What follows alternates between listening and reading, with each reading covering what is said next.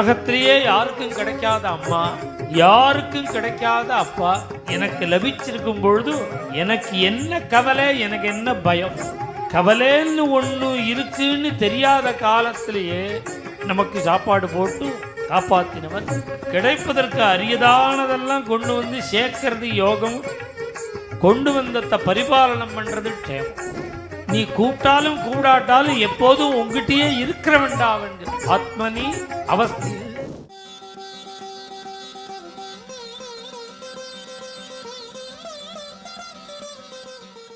பூர்ண சரணாகதி பண்ணி பூர்ண பக்தி வந்து பிரேம சித்திச்சு.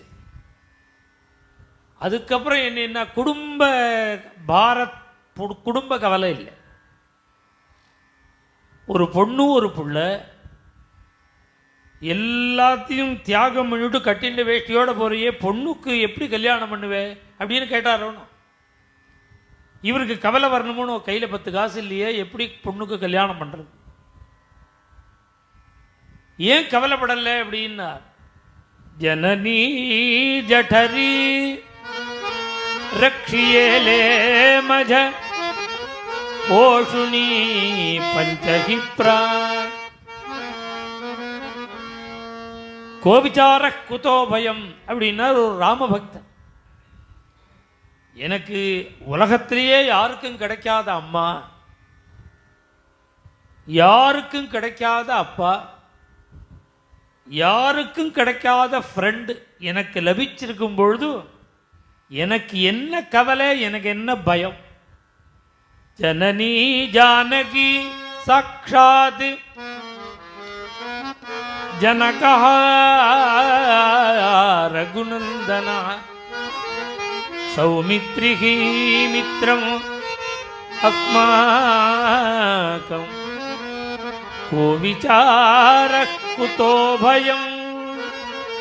எனக்கு என்ன கவலை, எனக்கு என்ன பயம்னா, யாருக்கும் கிடைக்காத ஒரு பரிவாரம் எனக்கு கிடைச்சிருக்கு.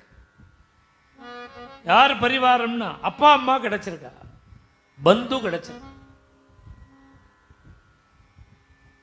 சகலத்தையும் பகவதர்ப்பணம் பண்ணி அதன் பிறகு நிஷ்கவலையா இருக்கு. சரணாகதி லட்சணத்திலேயே இதான முக்கியம். ஆத்ம நிக்ஷேபம்,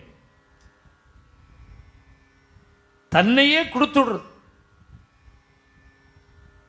அப்புறம் நம்ம கவலை, அப்புறம் நாம படுவானே.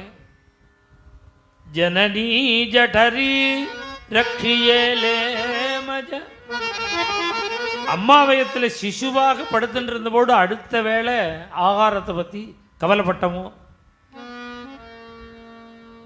நமக்கு யார் சாப்பாடு போட்டா? கவலைன்னு ஒன்று இருக்குன்னு தெரியாத காலத்திலேயே நமக்கு சாப்பாடு போட்டு காப்பாற்றினவன் பிறந்தப்புறமா கைவிடுவான் அப்படிங்கிறார் ஒரு ராமபக்தர். எந்த கவலையும் படல. அனன்யா சிந்தையந்தோமாம் ஏஜனா பர்யுபாசதே தேஷாம் நித்யாபியுக்தானாம் யோகக்ஷேமம் வகாம். அவனுடைய யோகக்ஷேமத்தை வகாமி, நான் வகிக்கிறேங்கிறான்.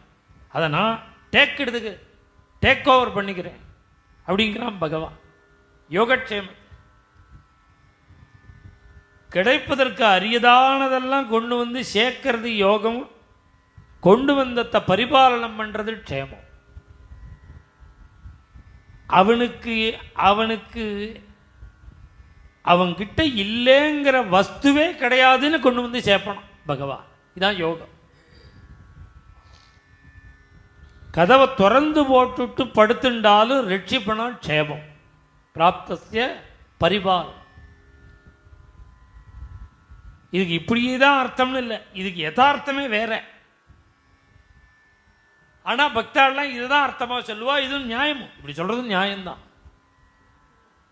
உண்மையான அர்த்தம் என்ன? யோகக்ஷேமம்னா என்ன அப்படின்னா, யோகம்னா அப்பிராப்தஸ்ய பிராப்திகி யோகா. கிடைப்பதற்கு அரியதானதை கொடுக்கிறது தான் யோகம். உலகத்தில் கிடைப்பதற்கு அரிது என்னன்னா பகவான், பகவத் ஸ்வரூப்.